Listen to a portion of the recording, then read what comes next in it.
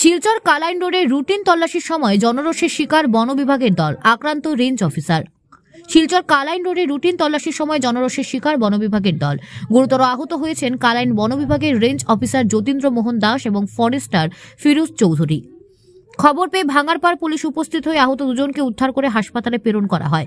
প্রাপ্ত খবর মতে জানা যায়, সোমবার বিকালে কালাইন বন বিভাগের রেঞ্জ অফিসার যতীন্দ্র মোহন দাস ও ফরেস্টার ফিরোজ চৌধুরী শিলচর কালাইন রোডে দাঁড়িয়ে থাকা অবৈধ পাথর বোঝা একটি ট্রিপার গাড়িতে তল্লাশি চালানোর সময় দুটি অটো দুর্ঘটনাগ্রস্ত হয়।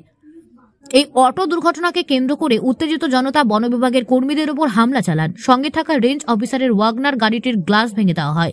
এই ঘটনায় বন বিভাগের পক্ষ থেকে ভাঙারপাড় থানায় একটি এজাহার দায়ের করা হয়েছে বলে জানা গেছে।